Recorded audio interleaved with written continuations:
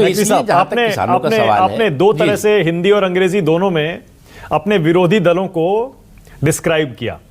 आपने कहा सियासत के साजिशी सूरमा, बड़ा सुनने में बड़ा अच्छा लगता है, क्रिएटिव लगता है। और दूसरा अंग्रेजी में आपने कहा कंफ्यूजन के क्रिमिनल कॉन्स्पिरेटर, CCC, स। लेकिन नकवी साहब, ये तो आप मानेंगे ना, ठीक है राजनीतिक दलों की एंट्री हुई है, लेकिन यह आंदोलन किसानों का दिल्ली बॉर्डर पर 10-12 दिन से चल रहा है। पंजाब और हरियाणा के किसान नाराज हैं, ये तो आप मानेंगे ना। सिर्फ इसे राजनीतिक करार दे देना, ये तो इसका मतलब ये आप ये कह रहे हैं कि सारे के सारे किसान वहां जो धरने पर बैठे हैं, जो विरोध कर रहे हैं, वो इन दलों के हाथों में खेल रहे हैं, या वो किसान ही नहीं है? मानक जी, मैंने किसानों को कभी नहीं कहा। हम किसानों को, इन अन्नदाताओं को हम हमेशा जो है उनका सम्मान भी करते हैं। उनके इस जो जुनून और जज्बा है देश को, अन्नदाताओं का, उसको हम सलाम भी करते हैं। यहाँ सवाल ये पैदा ही नहीं होता। आपने कहा ना 6 दिन से 8 दिन से वो धरने पे हैं, क्या सरकार ने टकराव का रास्ता अपनाया? नहीं, टॉक का रास्ता अपनाया। टकराव के रास्ते पे सरकार नहीं गई।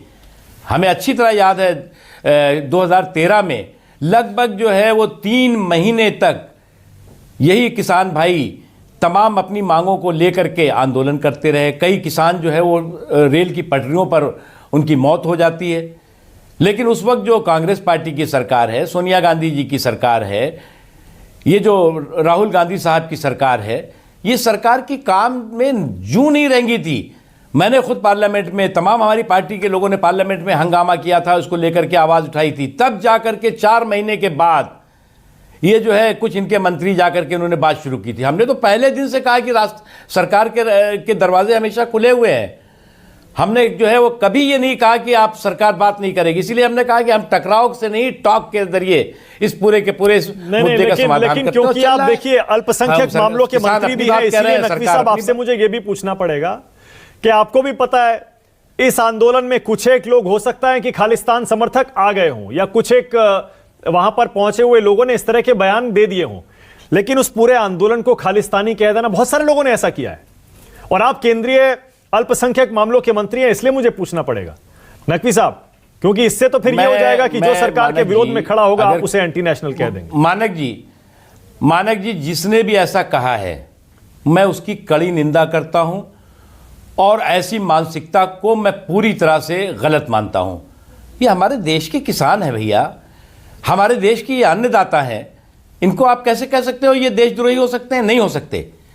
कुछ लोग इस तरह के जो अभियान होते हैं, आंदोलन होते हैं, हम लोगों ने भी आंदोलन किए, अभियान किए, कुछ इस तरह के अराजक तत्व हाईजैक करने की कोशिश करते हैं। लेकिन मुझे पूरा यकीन है, मेरे देश के किसानों पर पूरा विश्वास है कि वो ऐसे लोगों को, जो लोग की इस तरह के बदनाम करने की कोशिश करेंगे, वो उनको खुद मुंह तोड़ जवाब देंगे, कड़ा जवाब देंगे, और दे भी रहे हैं।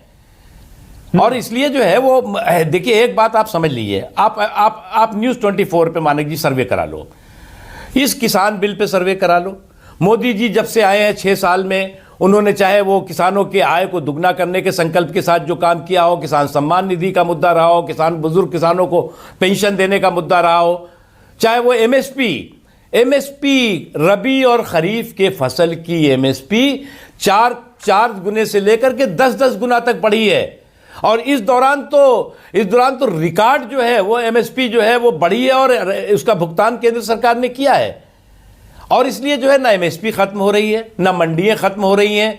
जो व्यवस्था है वो पूरी तरह से है। उसके साथ साथ ऑप्शन अगर दिए जा रहे हैं, अगर जो है वो रिफॉर्म, आप कहते हैं रिफॉर्म होना चाहिए, बिना रिफॉर्म के जो है वो कोई भी सरकार ना परफॉर्म कर सकती है ना ट्रांसफॉर्म कर सकती है। तो भैया सभी क्षेत्रों में रिफॉर्म होगा। आप कहोगे कृषि के क्षेत्र में नहीं होगा, आप कहोगे जी कृषि प्रधान देश तो रहेगा, कृषक प्रधान देश नहीं होना चाहिए। तो ये जो पूरा के पूरा कंसेप्ट है, इस कंसेप्ट